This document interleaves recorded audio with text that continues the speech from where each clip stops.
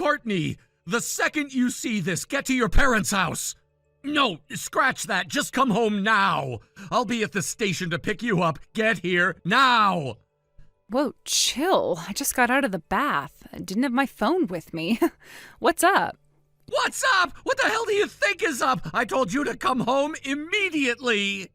You need to calm down. I told you I'm on a business trip. I can't just drop everything and come home. I'm still working.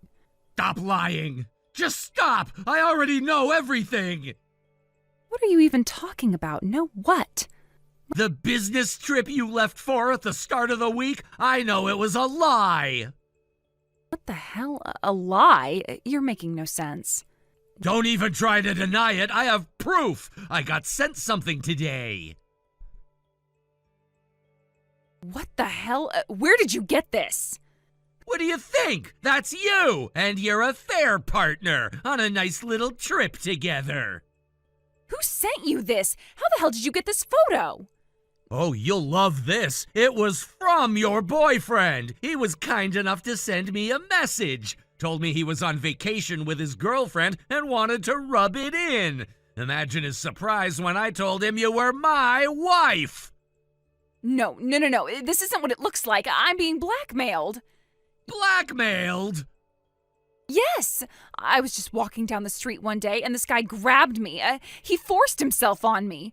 He then said if I didn't do what he wanted, he'd leak pictures of it everywhere. I didn't have a choice. Are you serious? That's your story? It's the truth. You have to believe me. Right, because that makes total sense. You're telling me some random guy just picked you out, assaulted you, and then blackmailed you into a week-long romantic getaway? And this whole time you couldn't tell me, not even once. He threatened me. I was scared. Yeah, see, the problem is I already know the truth, and it has nothing to do with blackmail. What? I know you signed up for a dating app. I know you've been sneaking around, meeting guys behind my back. I know you told your little boyfriend that you were a single college student. I know you took a flight to a hot spring resort with him. No way. How do you know all of that? I told you, your affair partner sent me the pictures. But think about it. Why do you think I even have a way to talk to him in the first place? Because he's my colleague. Wait, what? That's right. Your precious boyfriend is Max. We've worked together for years. No way. Max? You're joking. Not joking. Remember how he was so excited about his younger girlfriend? Yeah, that was you. And he was looking forward to taking her on a trip. He had no idea she was my wife. You should have seen his face when I told him. He looked like he was about to throw up. He kept saying, I had no idea she was married. I had no idea she had a kid. The guy's been played just as much as I have. So, you really know everything, huh? Yeah? Well, whatever. No point in hiding it anymore. Fine. Yeah, I cheated. I had an affair. So what? You're just gonna act like it's no big deal? Why not? I mean, you already found out, right? What's the point in making excuses? The point is you should be apologizing, not sitting here acting like none of this matters. Apologizing? What for? It's not like you're gonna forgive me, are you? You're going to divorce me no matter what I say, right? So why waste my breath? You really are unbelievable. You betrayed me. You betrayed our son. And you don't feel even a little bit sorry for that? Whatever, it doesn't matter because I'm leaving you anyway. I'm divorcing you and I'm going to marry Max. You sure about that? Obviously. Max makes just as much money as you do, right? So he's the better choice. I'll be way happier with him. And of course, I'm taking Kai with me. He'd be better off with me and Max anyway. Oh, really? Then let me ask you something. Where is Max right now? He said he was going to the bathroom. No, he's at the airport. He booked the earliest flight out of there the moment he found out the truth. He left you, Courtney. He wants nothing to do with you. No, that's not possible. He told me himself. He said, "I can't believe I slept with a married woman. I feel sick." Then he left. That's just because I'm still married to you. Once I divorce you, it won't matter anymore. He'll come back. You really believe that? You think a guy who just ran away from you like that is gonna take responsibility for anything? He wants nothing to do with you. You're on your own. No, that's not true. Keep telling yourself that if it makes you feel better. But I'm done with you. I'll be filing for divorce first thing tomorrow. Fine, I don't care. I don't need you anyway. You sure about that? Because I'm taking Kai. What? No, you can't. Kai is my son. Yeah, and you left him to go have an affair. A court is gonna love hearing that. You can't do this to me. I didn't do anything. You did this to yourself. Wait, before you go, why have you been saying things like, in times like this and at moments like this? What are you talking about? Oh, and you mentioned something about coming home quickly. Did something happen? Why are you acting like this is just another casual conversation? I don't understand. What do you mean by all this? It doesn't make sense to me. The thing is, my father-in-law passed away. What? No, you can't be serious. What are you talking about? It happened just about 5 hours ago, give or take. 5 hours ago? Are you telling me... What do you mean? Why? I don't get it. He wasn't sick. He was fine just the other day, wasn't he? He was so healthy. He was in perfect shape just a little while ago. What happened to him? This doesn't make sense. Today there was a robbery at your parents' house. The thief had a knife and your father-in-law was stabbed by him. He was trying to protect Kai, who just happened to be visiting your parents' house at the time. No way. Are you seriously saying this happened? Why would you make up something so horrible? I'm not making it up. This is the truth. My brother-in-law immediately caught the thief and called the police. My father-in-law was rushed to the hospital, but it was already too late. Even though he was still conscious for a while, he passed away not long after I got to the hospital. What are you saying? No, this can't be real. It can't be. I don't believe you. Please, you're lying to me, aren't you? It can't be true. It just can't. I'm not lying. This is exactly what happened. Max even sent me the picture. I was planning on confronting you about this when you got home today, but I never expected something like this to happen. Wait, hold on. Are you really serious? Are you really telling me that my father's gone? He's gone? Yes, that's exactly what I'm saying. Your father, before he passed away, said something. He said, "I'm glad I was able to protect Courtney and Billy's precious child." He also said, "If Kai is safe, then I have no regrets." Those were his last words. Oh my God. Dad, I can't believe this. How could this happen? To think that such a wonderful man, such a kind, caring father, was in such a dangerous situation, and you were out there with some other man having fun, not even coming back to your family in this time of need. Do you have any idea what you've done? This is the height of selfishness. Do you have any idea what your actions have done? But I didn't know. How was I supposed to know something like this was happening? I didn't know. I swear I didn't know. Wait, I'll come back right away. Where are you? At the hospital. Tell me where to go. No, don't come back. Don't come back just yet. This message has already been shown to my mother and brother-in-law, and they are furious. You have no idea how angry they are. They've said that you're never welcome in this house again. They don't even want you to attend the funeral. What? What do you mean I can't go to my father's funeral? Why are you saying this? Why are you saying I can't even attend the funeral? It's my father's funeral, for goodness sake. This makes no sense. What kind of person would stop their own daughter from attending her father's funeral? It's because as soon as they see your face, it's going to cause a huge scene. They're afraid that things will get out of hand. We don't want any sort of commotion at your father's funeral. It's already a painful time for everyone, and you've made this worse.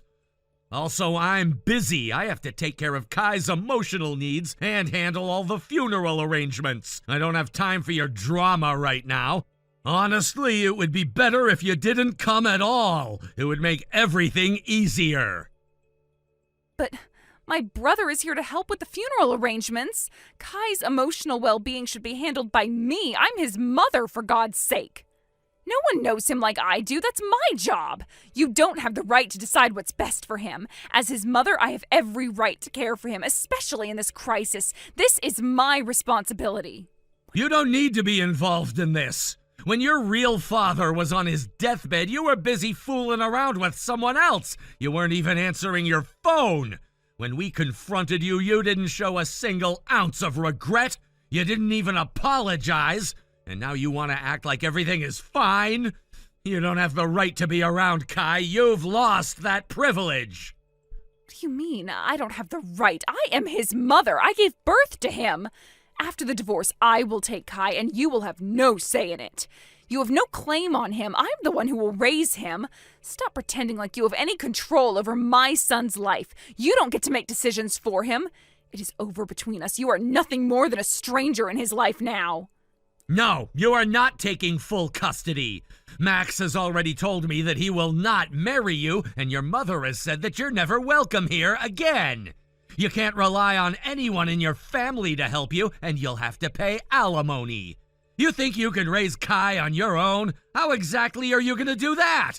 You really think you can just carry on as if nothing happened? I will marry Max. We'll be fine. We don't need anyone else's help. I will take care of everything on my own. And the alimony will be offset by child support. I will manage without your family, without anyone. I'll make sure Kai has everything he needs. I will raise him without your help, without your interference. You can't stop me. You're delusional if you think everything will just go your way. It won't. No matter what happens, I will not give up custody of Kai. If it means fighting you to the bitter end, then I will. I'll hire a lawyer and do whatever it takes to make sure you don't get away with this. I'm not backing down. You have no idea what you're up against. I won't let someone like you take my son away. A lawyer? You really think that's going to make a difference? You're underestimating me. I am Kai's mother. I've always been there for him, and I'll continue to be. He is still a little boy, and he needs his mom. Do you really think you can just take him from me? Are you that heartless? Do you really want to take him away from the one person who loves him more than anything in the world? Honestly, Kai would be better off without a mother like you. You've already shown your true colors. Your affair, your blatant disregard for your family, your selfishness. It's all so clear now. You don't deserve to be part of Kai's life anymore. If I could protect him from you, I would. But I'm coming back. I'm going to the funeral. I will not be stopped. I won't let you dictate this. The divorce and the custody battle can wait, but my father's funeral is something you can't control. I will be there. If you want to come back, you can. But your mother has already said you're not welcome at the funeral. You'll probably be kicked out. But if you want to try, go ahead. It's up to you. Don't lie to me. You can't do this. You can't kick me out of my father's funeral. I won't let you. You can't just take this away from me. Go ahead and keep believing whatever you want, but I can tell you one thing for sure. There's no place for you here anymore.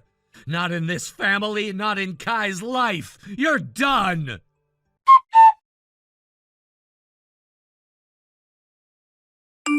After everything had calmed down, Courtney decided to return to Gifu, intending to attend her father's funeral. However, as soon as she showed up, she was greeted with an overwhelming storm of emotions. Her mother-in-law and brother-in-law, both in grief, reacted violently. With tears streaming down their faces, they slapped her across the face. Their sorrow was mixed with an uncontainable anger at everything she had done, the damage she had caused to their family.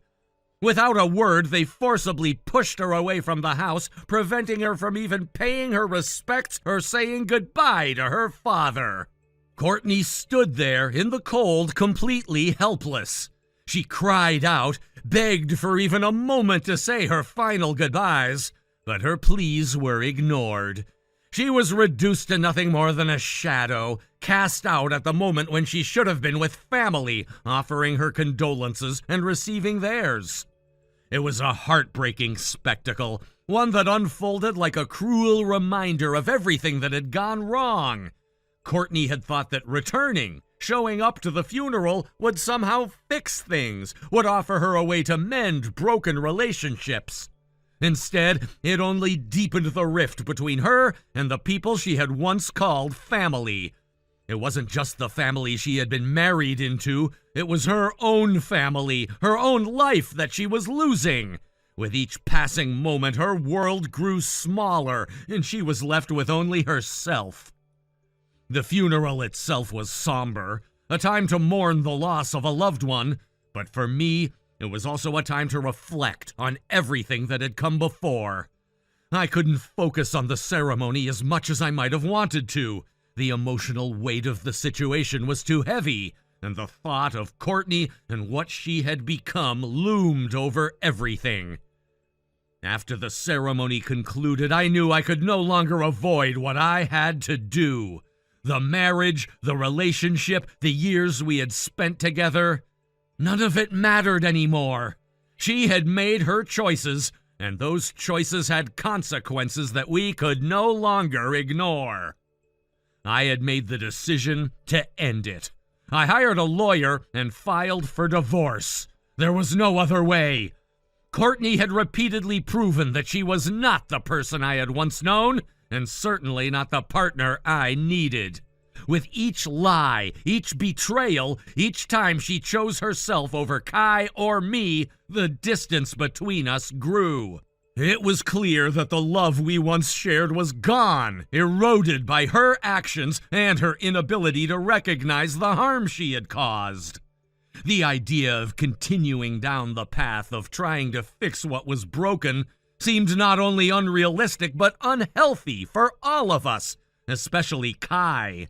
He needed stability, consistency, and love, not this broken, toxic situation. Courtney wasn't ready to give up, though. She fought back with all her might, trying to hold on to whatever she could. She argued that marrying Max would make her financially stable, that there was no reason she couldn't take care of Kai. She even went as far as to insist that she was the right parent to have custody, despite everything that had happened. She painted a picture of herself as the loving mother who had simply made some mistakes, but was now ready to start anew. But it wasn't that simple. Max, the man she had hoped would fix everything, made it clear that he wasn't willing to take on the responsibility of raising Kai. He didn't want to be a father to someone else's child, especially when the mother had demonstrated such a lack of responsibility. And Kai, he wanted nothing to do with Courtney. He had seen too much, experienced too many broken promises, and he had lost the trust he once had in her. The court, seeing the situation for what it was, awarded me full custody of Kai. It was a decision that seemed inevitable given everything that had transpired, and yet it wasn't an easy victory. It was a hollow one. I didn't want to take Kai away from his mother, but I couldn't allow her to continue dragging him through her own mess. She had made her choices, and now she had to live with the consequences. The court also ordered her to pay child support and alimony, which was meant to help cover the cost of raising Kai. She wasn't happy about it, but there was little she could do. At that point, she had no one to turn to for help. Max had rejected her, and her own family was too hurt to offer any kind of support. In the months that followed, I did my best to keep things as normal as possible for Kai. We began the slow process of healing, of rebuilding our lives. There were moments of sadness, of course. There were nights when I would see Kai looking at old pictures of his mother, wondering where she had gone and why things couldn't go back to the way they were. It broke my heart seeing him so lost and confused, but we were in this together and we would make it through. I would be the one to guide him through these turbulent times, to help him find his way and heal from the pain that Courtney had caused. I still visited my in-laws from time to time, bringing Kai along. I knew how important it was for him to have those connections, to have a sense of family, even if it wasn't the same family he had known before. His grandparents still loved him, and they had a bond with him that I didn't want to break. Our visits were always quiet and sometimes awkward, but we managed. Courtney wasn't a part of those visits, though. There was no way I could let her back into our lives, not after everything that had happened. It was a sad reality, but one that we had to live with. Meanwhile, Courtney's life seemed to spiral further. She ended up in a dilapidated apartment living in poverty. The life she had imagined for herself with Max had turned out to be nothing more than an illusion. Max had rejected her, and she was left to face the consequences of her actions alone. There was no one left to turn to, no one to offer a helping hand. The man she had believed would rescue her from all her problems had vanished, and she was left with nothing but the remnants of her mistakes. Her reputation, too, had been tarnished beyond repair. The affair, the lies, everything had caught up with her. Her colleagues at work had learned about it, and the whispers began. At her father's funeral, the same colleagues who had once admired her now looked at her with disdain. They turned away when she entered the room, giving her cold, judgmental stares. The social isolation must have been unbearable. She had gone from being someone with a certain level of respect to someone to be avoided. She no longer had a place at work, nor did she have a place in the social circles she had once moved in. She had made enemies of those who had once considered her a friend, and now she found herself alone with only her regrets for company.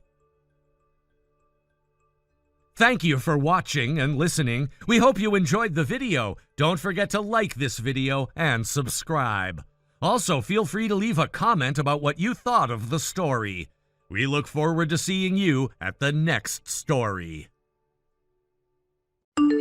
Thank you for watching. Please subscribe and hit the like button. See you next time.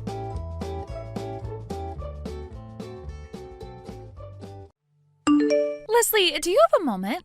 Hello, Haley. Sure, I have some time. The birthday dress you showed me on your phone the other day, it was stunning. The color, the design, it all looked so luxurious.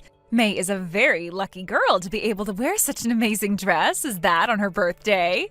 Thank you. Actually, it was a gift from my husband's parents. They went through a lot of trouble getting that dress for May, and we are so thankful for what they were able to do. You're going to have her wear it to school, right? When is that happening? We're planning to go this Sunday afternoon.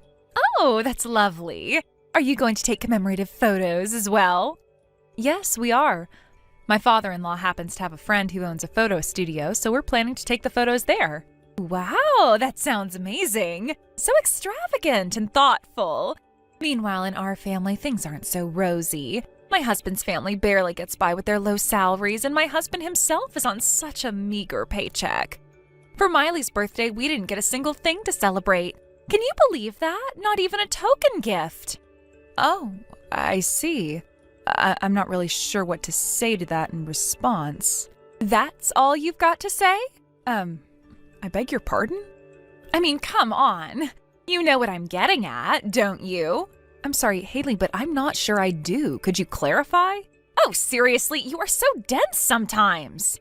I'm really sorry if I'm missing something here. What I'm saying is, how about giving May's birthday dress to Miley? That would solve everything. Excuse me? What on earth are you talking about? Like I just mentioned, it's a gift from my husband's parents. It's not something I can just give away to someone else.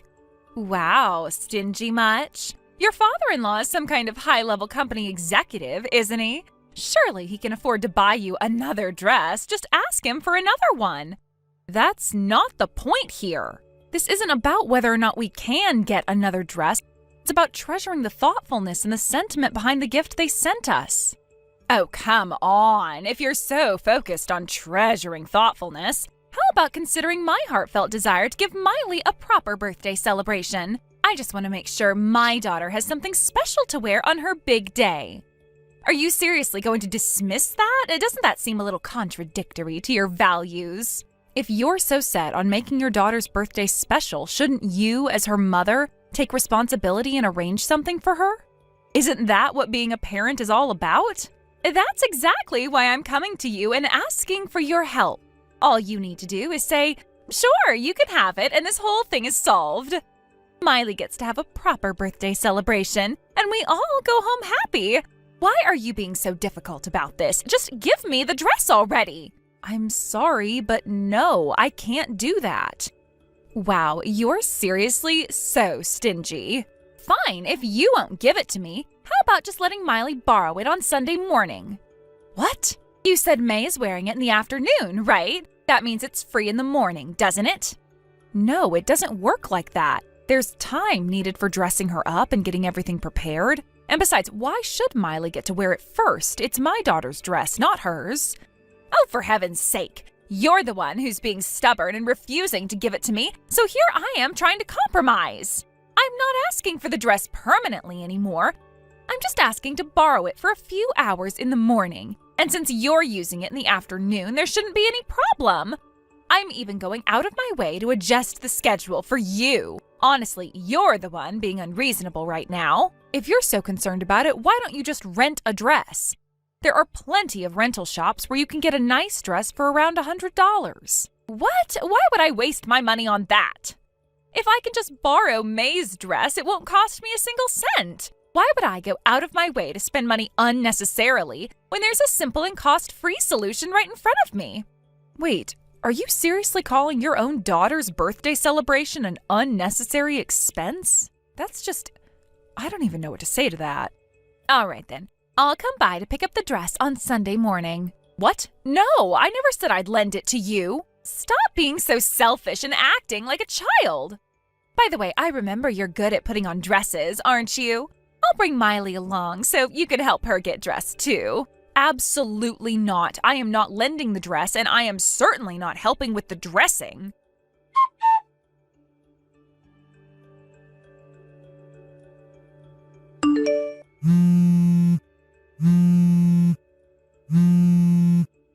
Leslie! Hey, can you hear me? Open the door already. I'm here to borrow the dress like we talked about. Oh, and Miley is here too. She's been so excited about this all week, she wouldn't stop talking about it. The dress! And don't forget the fitting. Hurry up and let us in, will you? Good morning, Haley. I'm sorry, but our family left the house last night and we're not home anymore. What? What's that supposed to mean? Exactly what I said. To avoid any unnecessary trouble on such an important day, my husband and I decided it would be better to go to his parents' house yesterday evening. What is wrong with you? Miley was so excited about today. She's going to be crushed. Don't you care about her feelings at all? The only person responsible for this unfortunate situation is you. Let's not pretend otherwise. But you promised. You said I could borrow the dress. No, I didn't. I told you very clearly that I wouldn't be lending the dress or helping with the fitting. I've said this more than once. Stop making excuses and just come back already. It's not fair that May gets to have her perfect birthday while we're scrambling to get things together over here. Do you realize that my in-laws are coming over this afternoon? My mother-in-law is terrifying, Leslie. If Miley doesn't have her birthday dress ready in time, I'll be the one who gets blamed. Do you want that? Wait a minute. Are you seriously telling me you didn't make any preparations yourself and were just relying on me to sort everything out? I don't care about any of that. I am telling you to come back right now. I can't. That's impossible. We've gone to my in-laws' house to celebrate Mary's birthday. I don't care about your plans. Just come back already. If you don't, I'll tell all the other moms that Leslie broke her promise and ruined Miley's special day. How would you like that? Actually, I've already contacted your husband. What? You contacted my husband? Yes, I did. Now, would you care to explain how we ended up in this mess? What are you talking about? From what I understand, your in-laws gave you money specifically to buy Miley's birthday dress. And not just a little, they gave you enough to get something really nice, complete with accessories. Well, yeah, but... And yet here you are, having done absolutely nothing. Instead, you plan to borrow May's dress and pass it off as Miley's. Don't tell me you spent money on something else and now you have nothing left for Miley's dress. If that's the case, what exactly did you spend the money on? Why would you go behind my back and contact my husband? And how do you even have his number? Wait a minute. Don't tell me. Are you having an affair with him? Excuse me? What are you even talking about? That's the only explanation that makes sense. You have been acting so cold towards Miley and me lately. You're probably doing all this to humiliate me and get back at me. You're a homewrecker, aren't you? I can't believe what I'm hearing. This is absolutely ridiculous. Our husbands work at the same company, remember? They're in different departments, but they're colleagues. What? Oh, they don't interact much, but they exchanged numbers at a company event. That's how I was able to contact him. No. This can't be happening. By the way, something you said earlier caught my attention. You mentioned that your in-laws are coming in the afternoon. Did I hear that correctly? Yeah, so what? Well, according to you, Miley only needed to borrow the dress for the morning. So why would your in-laws, who are presumably coming to see Miley all dressed up, be arriving in the afternoon? Why are you nitpicking such irrelevant details? It doesn't matter. Wait a minute. Were you planning on not returning the dress at all? That's not true. Your husband just sent me another update. What now? He told me that the reason you came here was only for the fitting because the dress was supposedly purchased with the money your in-laws provided. He said it was left in my care for today's celebration, but here's the thing. I never agreed to do the fitting, nor have I been entrusted with any dress. So what's going on here? Well, it's just... Your husband is currently rushing to buy Miley a new birthday dress. What? Apparently, he remembered that one of his old classmates works at a dress shop. He contacted them on the off chance they'd have something suitable, and luckily they do. Now he's on his way there, but he is furious because you wouldn't answer his calls. But If you're really worried about Miley, you should stop wasting time and follow your husband's instructions. No way, I don't want to get scolded. Hey, does your house have a place where I can hide? You've got to be kidding me. Running away now is only going to make things worse. I don't want to hear it. This whole thing is your fault anyway. If you hadn't been so stubborn, we wouldn't be in this mess. Excuse me, my fault? I gave you plenty of notice that I wasn't lending the dress or helping with the fitting. You should have just done it for Miley's sake. What kind of person says no to a child's happiness? Don't try to guilt trip me. Miley's happiness is your responsibility, not mine. You're just trying to make me look bad in front of everyone, aren't you? You're doing that all on your own. I don't need to do anything.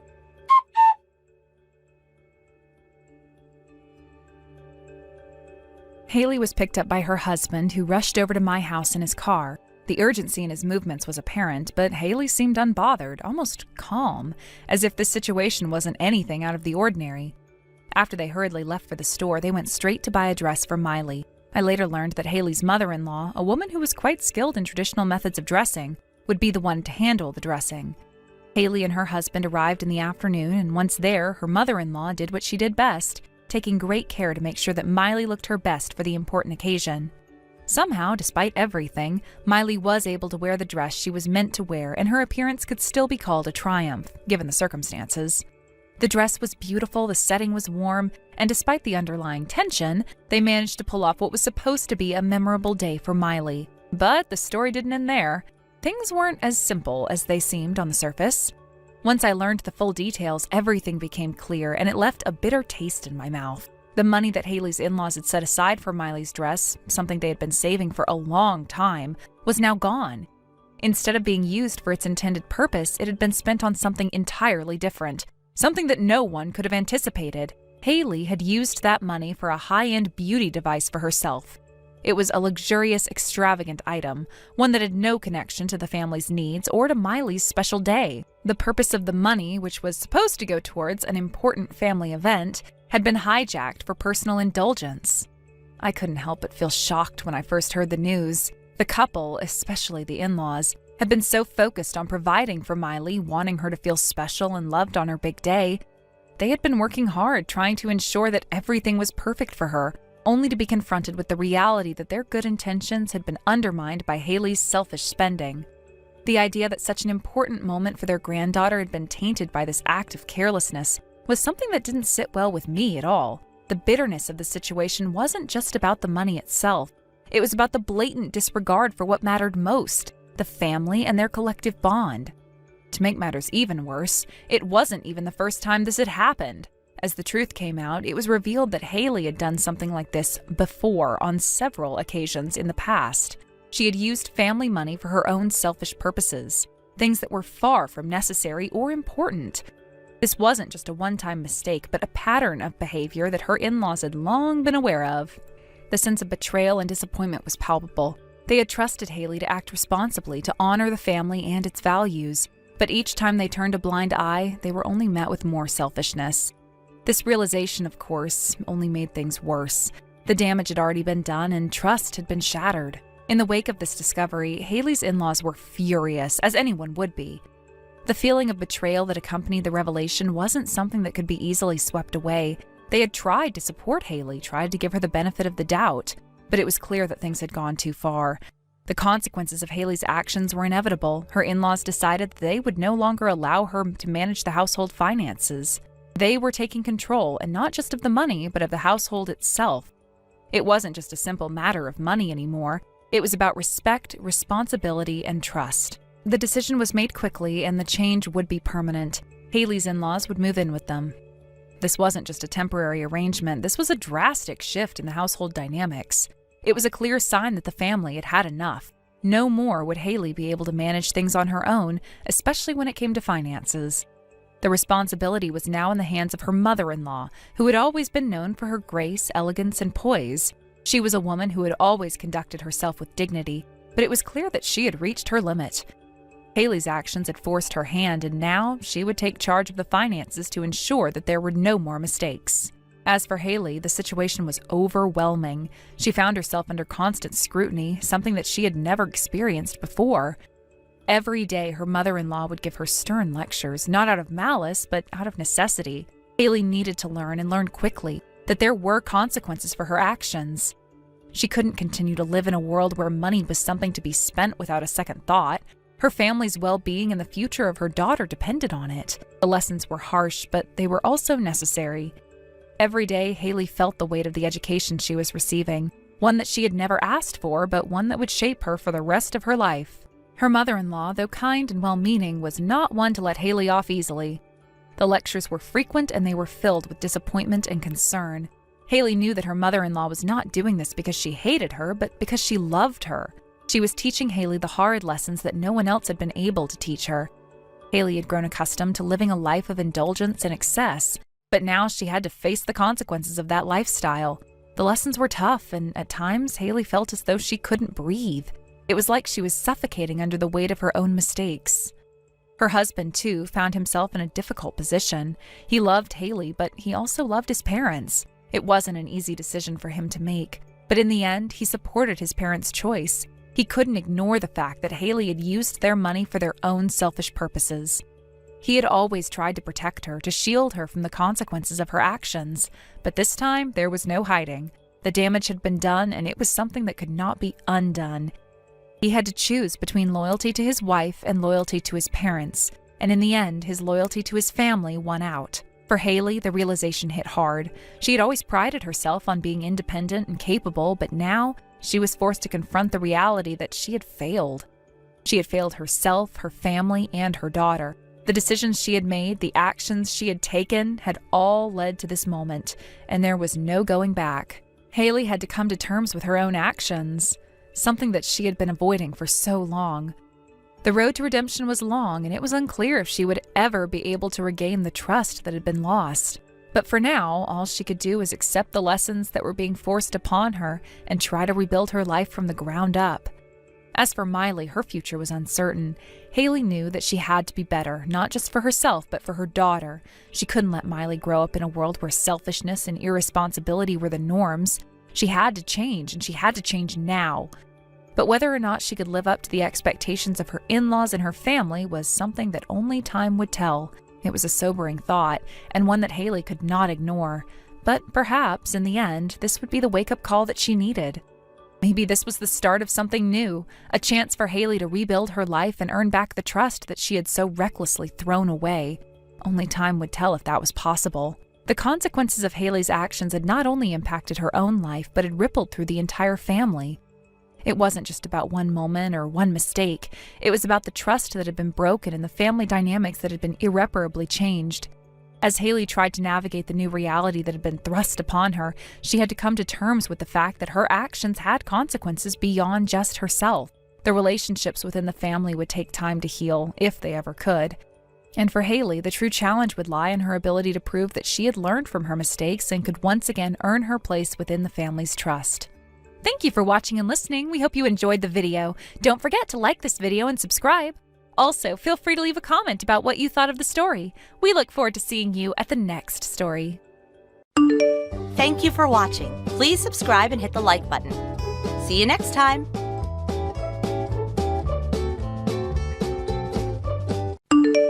Man, I am so nervous. I never thought that I'd be shaking this badly. Come on now, Gwen. Why are you getting all nervous about this again? Zane, you have to understand why I'm like this, right? This weekend I'm finally going with you to see your parents when we talk to them about getting married. And that's not even the thing that's got me this nervous. It's the fact that you are 26 years old right now and you are going to be getting married to me, who is 10 years older than you. That's going to be a massive hurdle we're going to have to talk about with your family. And what's really put the cherry on top of this anxiety cake is the fact that your sister is going to be showing up to see me last minute. I guess that would all be stuff to get nervous about. Especially my sister wanting to show up to see you now. I wonder what she has planned for you this time. All I can think about is that first time I ran into her on accident out in public and she screamed that I was the cougar trying to get with her older brother. And then she chucked her latte at me before running away in the other direction. And like I've said 1,000 times before, I'm really sorry about that. Well, I'm over all of that now. You always have been really good at forgetting things over time. I never said I forgot about what she did to me, Zane. Just, I don't feel as upset about it like I used to. I know. And after that happened to you, I went and had a talk with my sister about how I was the one who confessed my feelings to you and had to win you over as my girlfriend. But it's not like that changed her way of thinking about me, right? Then what do you want to do about her? You gonna rethink marrying me now or something? What? I would never rethink marrying the man I've come to love so much. Thank God. I've told you this before, but when it comes to my parents, my mom is a whopping 11 years older than my dad.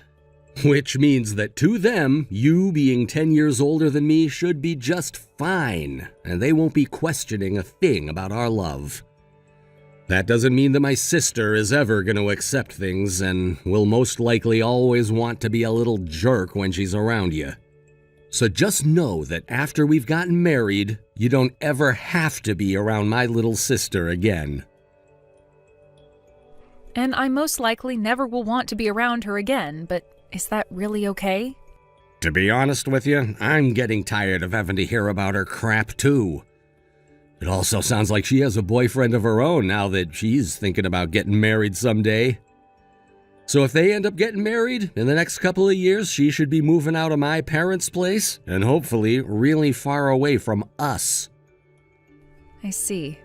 Well, even if she does move away and I never really have to deal with her, we'll still all be family, so eventually I'll have to see her again. So I hope this time, when I come over to talk with your parents some, her and I can come to an understanding. I'm sorry that you have to be so worried about her. But thank you for trying your best with her. I'm sorry. Do you mind if we end this conversation here? I have to go and see my little brother now. Now that I think about it, today is the day. He's moving out of his dormitory and into an apartment closer to us, right? That's right. I heard from him that he's planning on having his girlfriend move in with him soon as well. Oh, well, that's wonderful to hear. Is there anything you need my help with? Carrying heavy boxes or anything? Thank you for asking, but I think we'll be okay. He already asked for a moving company to help with his things, so they'll be loading all of his things up for him, bringing them up to his apartment, and then unloading all of them for him. The only reason I'm really going out to see him is because my mom asked me to go and make sure everything goes smoothly for him. Oh, is that right? Well, I'm going to start driving out to see him. All right. Be careful. And tell your brother I say hi.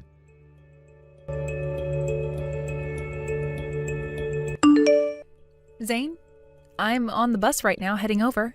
Thanks for letting me know. You should be getting to the bus stop near my parents' place in another 30 minutes or so, correct? I'll head over there and come get you when it gets closer to 10:45. All right, thank you, Zane. Oh, that's right. I wanted to tell you I'm with my brother right now. Wait, your little brother is coming? He told me that today he'd be leaving from the airport that's close to your parents' house for a small business trip, so he wanted to ride along with me. Also, he did just move closer to us this week, so he'd like to see you again before he has to leave. He promises to make things quick and not interrupt our plans, so if it's all right with you, maybe the both of you can chat for a couple of minutes before we head back to your parents' house? Sounds good. I guess it's been a long time since I last talked with him, and since this will be my first time seeing him in person, I should get out of my car and introduce myself again. Thank you, Zane. And by the way, right now, my heart is racing so much. You'll be all right today, Gwen, so please, calm down just a little.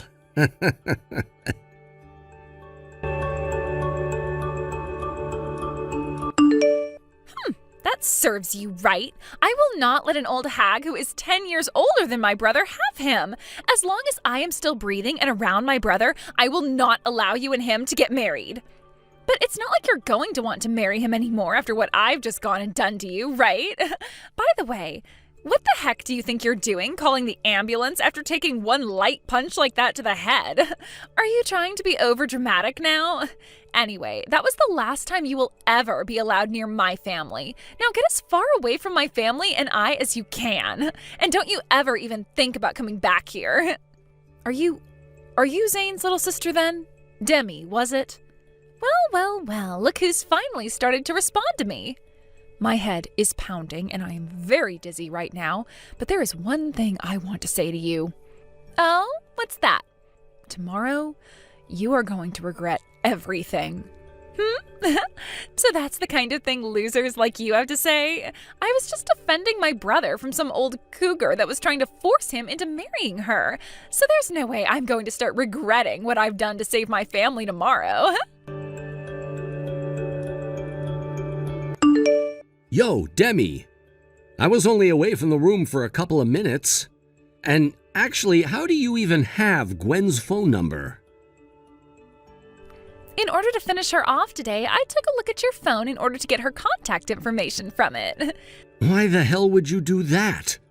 Because had I not gone and taken care of her today, you would have been taken away from me by that old cougar, and that would have been the end of you. The only woman that I will allow to be my older brother's wife are women who are both younger than you and cute. Anyone else, and I will not let myself sit quietly by as you sell your good looks and great furniture for such a cheap price. Who the hell said you were in charge of who I get to marry? Me, because they will become my sister-in-law. I want you to marry someone that I can call my sister and not be embarrassed by when we're seen walking together in public. That's your reasoning? Also, all I did was give her one good punch to her head. So why the heck did you all have to call an ambulance for her and make a huge deal out of this? Huh? Did you now even notice what happened to her after that? What happened? After you punched her in the head, she fell backwards and smacked the back of her head on the corner of that shelf. What? Did you not see the amount of freaking blood that was gushing out of the back of her head? There was blood? She's had to get 7 stitches in the back of her damn head now after what you did. What? You're kidding, right? And that's not even the worst of it, because she's also suffered a fractured skull now and will undergo further testing to make sure there's no major trauma to her brain. Also, where you punched her on the chin, it caused her to slam her teeth together, breaking 2 of them and splitting open the inside of her mouth. Zane, I didn't mean to do all of that to her. I will not let you get away with that crap this time. I didn't think things would get out of hand that quickly. And there's one other thing I have to tell you now. What? No, that's not something I should be having to tell you right now. In a little bit, you're going to be getting a call or text from your boyfriend, and that's when you'll hear what else has to be said. I hope you're ready for when that comes. What? My boyfriend? Why would my boyfriend have anything to do with this? Hey, Gwen, why are you... What the hell is going on here? Do you hold some kind of a grudge against me now or something? What is it? My freaking boyfriend, he's your younger brother? This is the first time I've ever heard anything about this. You went and deceived me, didn't you? You are a freaking jerk. Why would that be something you'd think? You are wanting to marry my brother so badly that you've gone and forced your own little brother to have a relationship with me. Would you stop having those extremely stupid delusions about me? But Zane and I only just found out about my little brother being your boyfriend yesterday. Huh? Just yesterday? Just before I had come over to your parents' house yesterday to talk with them about us getting married, my brother said that he wanted to meet with your brother in person, and so he rode the same bus as me and talked with your brother before we parted ways. It was then that Zane said to me that my brother was the same man you'd always been showing your brother pictures of and bragging about. That was the moment all three of us learned that my brother's girlfriend is you. No way. I'm in the same boat as you right now, thinking something like that cannot be. But this is a small world after all, and things like this can happen. This is not the time for you to be saying something so easygoing. He left me. That's what I assumed would happen. He just told me he got off the phone with you a second ago, saying that he was breaking up with you. My brother just arrived at the hospital a little bit ago, just before he was going to be leaving on his plane for work. And he's been by my side ever since, making sure I'm doing okay. He and Zane have both been here with me, and they've both been talking about everything that ended up happening yesterday. Seriously? I'm sure you don't need to be hearing this from me, but after what you did, I'd find it surprising if he hadn't broken up with you. You can understand why, right, Demi? But I didn't know anything about this. Had I known that you were my boyfriend's older sister, I would have never done something like punch you. I'm sorry to say, but that's not even close to the extent of your problems now. Huh? You shouldn't be punching people like that, no matter who they are to you. You are old enough now where you should be able to understand that, right? But you don't, and that's why you ended up punching me in the head. No way, all of this. My brother was being so nice to me by never saying anything to me when I bragged about my boyfriend. I had been looking everywhere for a man like your brother because I wanted someone just like my brother. I had finally found the king I'd been looking for so long. And my brother was the same way, thinking he had finally found the woman he wanted to have a very serious relationship with. That's why this time, after seeing the kind of person you really are, he will not be giving you a second chance. What the heck? You talk like you know everything and anything. Gwen! Congratulations on finally being released from that hospital. Thank you, Zane. Hey, are you sure it's all right that I don't come out to see you right now?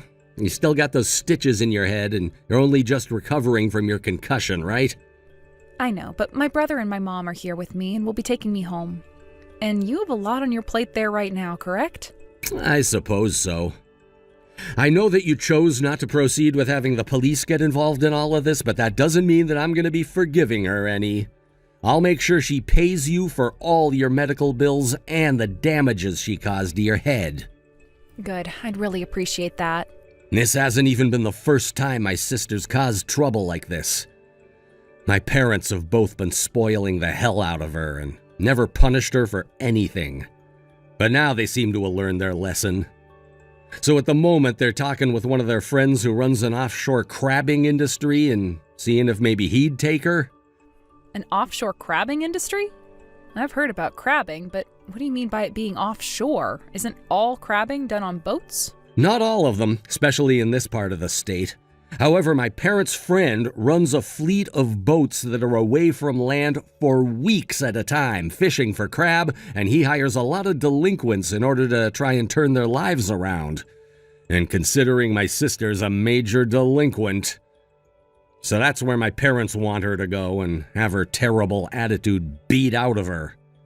Oh, well, that sounds like a great time for her. So after what's happened to you because of her, it sounds like their friend will be more than happy to take her from us and turn her life around. And at the very least, even if she still doesn't learn her lesson after working out there in the middle of the ocean, she'll at least never have the chance of coming back into your life. All right, I really hope so. So once she's gone, can I come back to see your parents and talk about getting married? Gwen. You were assaulted by my sister and almost received some very traumatic brain damage, yet you still want to be married to me? Thank you. Zane, thank you for having always wanted to be married to me, even with our age difference in mind. I look forward to being your wife. And I look forward to being your husband.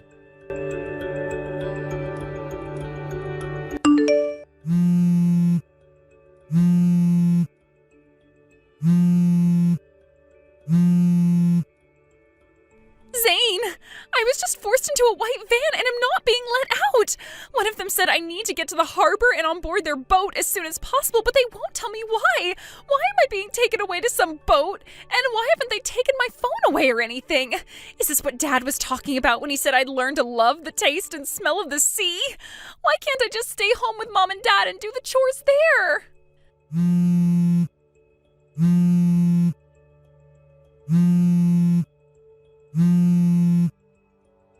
I need to hurry up and find myself a new boyfriend to make my husband, or else it'll be too late for me.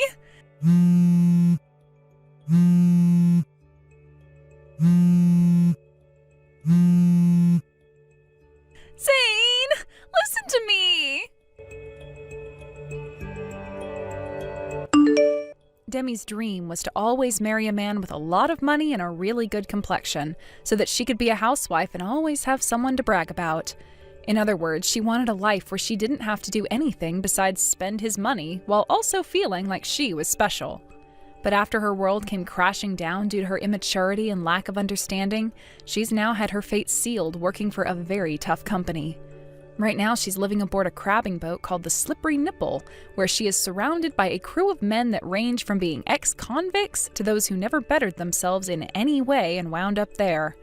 And since she's the only female on board that boat, I am not too sure there will be anyone stopping those men from having their way with her. As for myself, I was finally able to sit down and talk with Zane's parents again, where we planned out our wedding and everything. Then, a few weeks after that, I was able to go back into the hospital where I had one more scan done on my head. And when they found that my skull had been healed up, they took out the staples and let me go.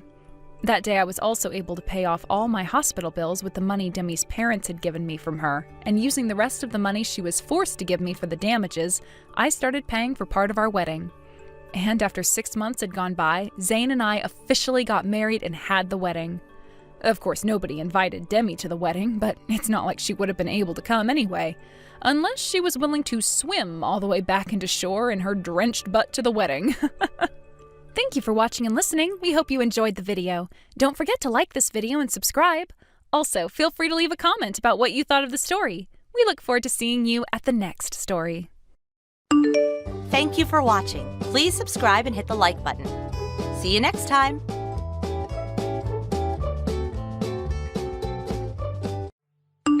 Hey Alexis, where are you going? Why did you leave before me? I was planning to have you cover my part of the bill. Seriously, come back here right now. Excuse me, what are you even talking about? We didn't come to this cafe together, remember? I was already here, minding my own business when you walked in and sat down. It's not like I promised to treat you or anything, so why should I be responsible for paying your bill? Oh, don't act like that. What's your problem? I came up to you at the cafe, didn't I? I even said hi to you. Given the circumstances, it's obvious that you should treat me. Do you even realize what kind of position you're in right now? You're in no position to refuse, Alexis. What are you talking about? What position? Oh, wow. Is that really the attitude you want to take? What do you think your husband would say if he knew you were here today, having tea with that man? And what about the moms from your social circle? What would they think if they found out? Why would it matter to anyone? Seriously, go ahead and tell them if you want. It doesn't bother me. Don't play dumb with me. I've already thought about this carefully. Just in case some people might not believe me if I told them, I made sure to take a few pictures.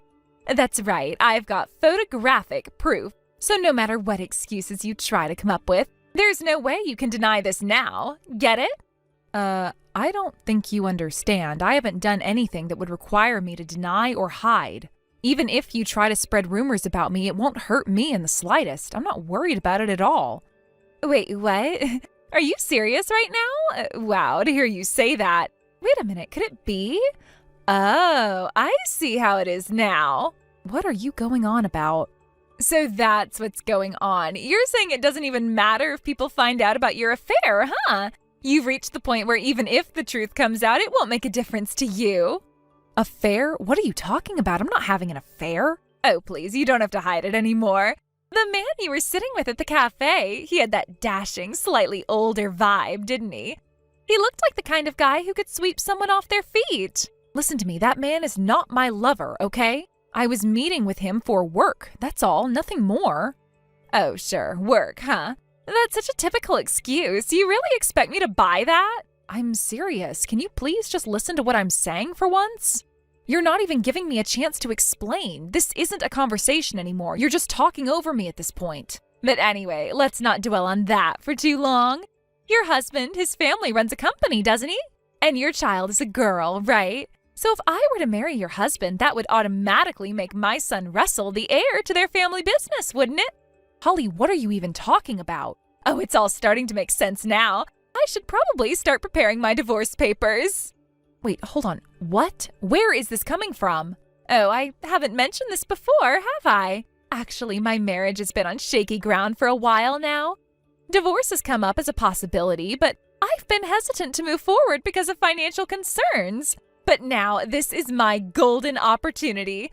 If I marry your husband, not only will I have financial stability, but I'll also be stepping up in life. It's like hitting the jackpot. Holly, seriously, stop and listen to me. Oh, and about the cafe bill, don't worry about it. I'll pay for it myself. Holly, listen. The person I was having tea with earlier isn't some secret lover. He's the owner of that cafe. I work as a web designer, and he hired me to redesign the cafe's website. That's why we were meeting, to discuss the project. As for why we were sitting in the customer area, there's a very practical reason for that. I wanted to experience the cafe's atmosphere firsthand so I could incorporate it into the website design. That's all there is to it. Nothing personal, nothing inappropriate. And let me just say this, Holly. Even if, hypothetically speaking, I were to get divorced, which, let me be clear, I am not planning to, what makes you think you'd automatically become my husband's new wife? Do you really think relationships work like that? You're skipping over so many steps here, falling in love, building trust, forming a connection. It's not some automatic process. Holly, are you even listening? Hello?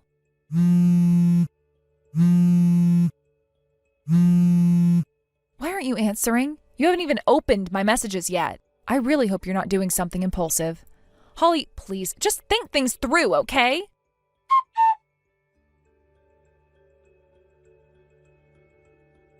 Oh my, I was wondering why there were so many missed calls. Oh, so that's what this is about. Holly, finally, you've read the messages. So the man I thought was your affair partner turns out to be the cafe owner. Got it. It looks like I jumped to conclusions. My mistake. But, well, that's just a minor detail now, isn't it? It's not a minor detail at all. Even if you and your husband are discussing divorce, filing the divorce papers just because you assume you'll end up marrying someone you're not even in a relationship with is absurd. It's unthinkable. Honestly, it's a massive nuisance for me, so please stop this nonsense. Oh, about that. You know that process of falling in love thing? Well, I've already taken care of that step. Taken care of it? What are you talking about? Exactly what I said. Your husband has been head over heels for me for ages now. What? It all started last year during the kindergarten sports day. We both fell in love at first sight. Every time we crossed paths during drop-offs or pickups, we'd silently communicate with our eyes. It was like we understood each other on a deeper level. The clincher, though, was during the Christmas party. Even though we were seated far apart, we kept exchanging longing glances. I've been ready and waiting for him to confess to me ever since then. So really, this whole situation couldn't have come at a better time. Thank you, Alexis, for deciding to go through with the divorce. Let me stop you right there and correct something. Huh? Correct what? My husband has told me multiple times. Whenever I feel someone staring at me and turn around, it's always Holly glaring at me. Did I do something wrong? What? The fact that he would say something like that to me proves beyond a shadow of a doubt that he does not and has never had romantic feelings for you. Wait, what? Also, Holly, let's take a moment to really think this through, shall we? The reason you thought Alexis and her husband are getting a divorce was entirely based on your assumption that I was having an affair, wasn't it? But I wasn't having an affair. That means there's no actual reason for my husband and me to get a divorce, isn't that right? Wait, hold on. No way. Oh, but still, meeting one-on-one with the cafe owner is super suspicious. My husband was with me at the cafe, sitting at the next table the whole time. What? The cafe job was actually a referral from my husband. It was my first meeting with the owner, so my husband and I went together. When the web design meeting started, my husband, who doesn't know much about that field, sat at the next table enjoying tea while waiting for me to finish the discussion. This can't be happening. So, Holly, I don't know what's going on between you and your husband that led to talks of divorce, but there is absolutely no chance of me and my husband splitting up, which means you definitely cannot marry my husband. As I said earlier, please don't act rashly, okay? It's already too late. Wait, what? I already submitted the divorce papers earlier. What? Now I'm back to having to pay alimony. I was planning to rely on your husband's income after marrying him, and now everything is ruined. Everything. Ah, so you were the one being asked to pay alimony. Do something! I mean, this is entirely your problem, not mine, right? You're my friend! Holly, let me lay it out for you. You jumped to the conclusion that I was having an affair. You assumed my husband had feelings for you. Then you built on those assumptions, adding layers of misunderstanding and delusion. Finally, you've somehow ended up blaming me for your divorce, saying it's my fault. It's because you did something misleading, like having a business meeting in a cafe. My husband was literally sitting at the next table. There was nothing misleading about it. What? Details don't matter now. Just fix this for me. Listen, do you even realize that you haven't apologized to me even once? Something like that? Yeah, I'm done. I won't be associating with you anymore. Wait, hold on a second. I'm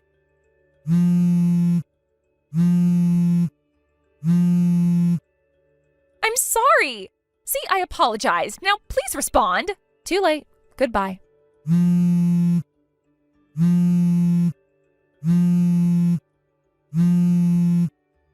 Alexis, answer me.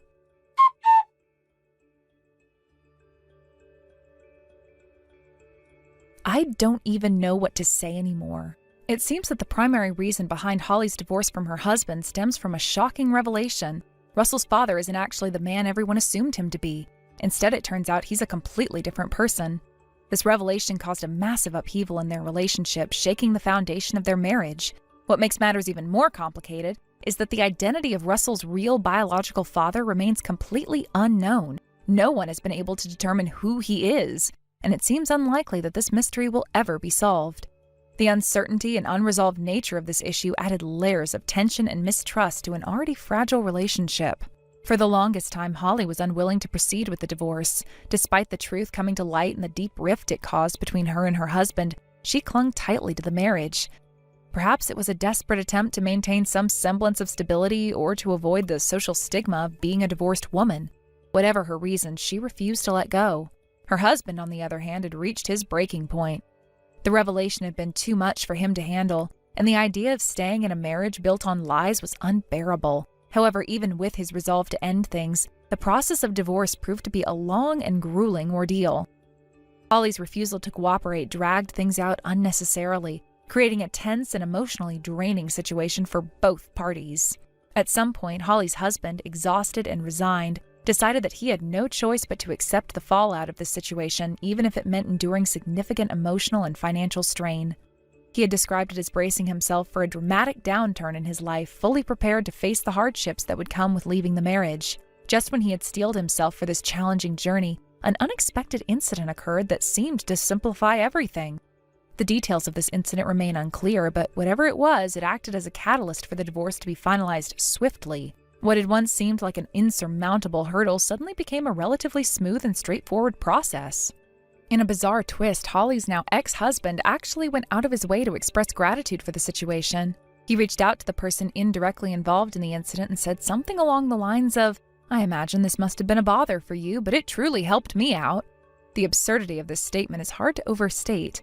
Imagine being in a situation so convoluted that the person escaping a deeply troubled marriage feels compelled to thank someone for their indirect role in resolving the mess. It's a testament to just how surreal and tangled the entire ordeal has become. After the divorce was officially finalized, one might have expected Holly to accept the outcome and move on with her life. However, that was far from the case. In the aftermath of their separation, Holly made numerous attempts to reconcile with her ex-husband. She pleaded with him, made emotional appeals, and tried to convince him to give their relationship another chance. It was clear that she wasn't ready to let go of the life they had built together, no matter how flawed or fractured it had been. Despite her efforts, her ex-husband remained resolute. He had made up his mind to move forward, and he was determined not to be drawn back into the chaos that their marriage had become. In an effort to create a clean break, Holly's ex-husband took a job transfer to a different city. The new position required him to relocate, which he saw as an opportunity to distance himself from Holly and the painful memories of their marriage. He moved back to his hometown, cutting off direct contact with her entirely. Holly was left with no address or phone number to reach him, making it impossible for her to continue her attempts at reconciliation. In essence, he disappeared from her life completely, leaving her to pick up the pieces on her own. Now, all communication between Holly and her ex-husband is conducted through lawyers. These interactions are focused primarily on matters related to alimony and other financial settlements that arose from their divorce. The negotiations have been drawn out and contentious, with both sides struggling to reach an agreement that satisfies their respective needs and obligations.